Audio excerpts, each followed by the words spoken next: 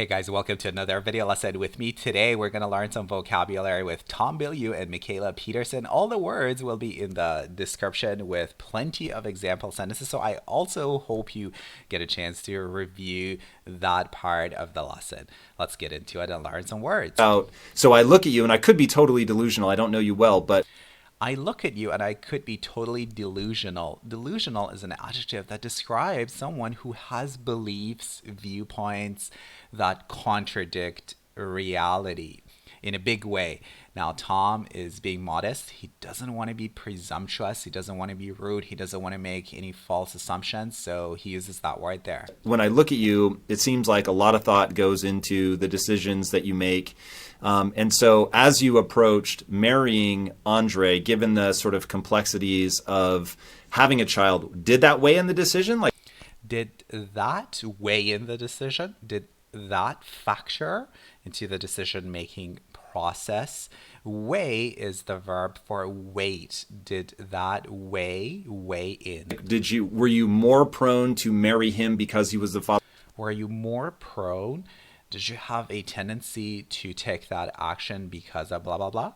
Prone. of your child, or were you like, no, that doesn't matter? Oh no, 100%. I was really stressed out about being an unmarried mom. Like really stressed out and felt, societally pressured into it. I felt societally pressured into it. You know what the word society means? Societal is an adjective and societally is the adverb. Really? We moved. Oh yeah. And you know what? This was a bit skewed because This was a bit skewed. This is a bit lopsided. Another good word for you to learn. Something is skewed. It's not straight. There is part of it which makes it a little bit imbalanced. if it was me now and I went back in time, I certainly wouldn't have felt that way. But I'm much more confident now. At the time, I was actually dealing with serious, this gets complicated, serious SSRI withdrawal. So this is what she was going through. She was experiencing serious SSRI withdrawal.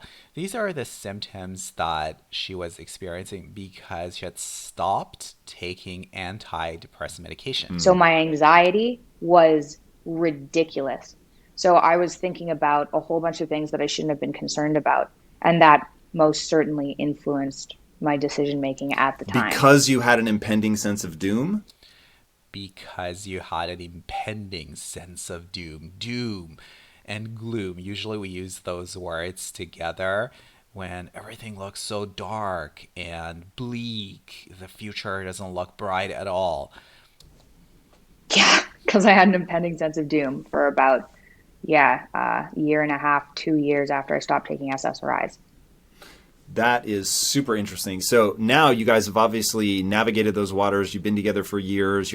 Now you have navigated those waters. This is a great collocation. It's a good phrase for you to learn. Now you have managed to deal with this difficult situation. Having a second child? Is that accurate? That is not accurate. We are not. That may be happening in the future. Okay, But it so is not at the you're moment. open to having a second child. I'd heard you in Tom is so gleeful at the possibility of Mikhaila having a second child. an interview say, we will definitely be having more, or I'm definitely going to have more. I think maybe the more accurate quote. That was probably the more accurate quote, yes. We've been navigating. It's difficult because he's been with me through me coming off of psychiatric medication, which was a trip and a half that I would not recommend. Psychiatric. Make sure I pronounce it correctly. Anybody go through the way I did. So he's been with me through that. He was with me through taking care of my dad in the last year and a half, and the trauma and stress that has to do with those experiences has been hard to navigate. So her partner has been extremely supportive. He has been with her through thick and thin. I hope you've learned some words from my video lesson. Check out the next.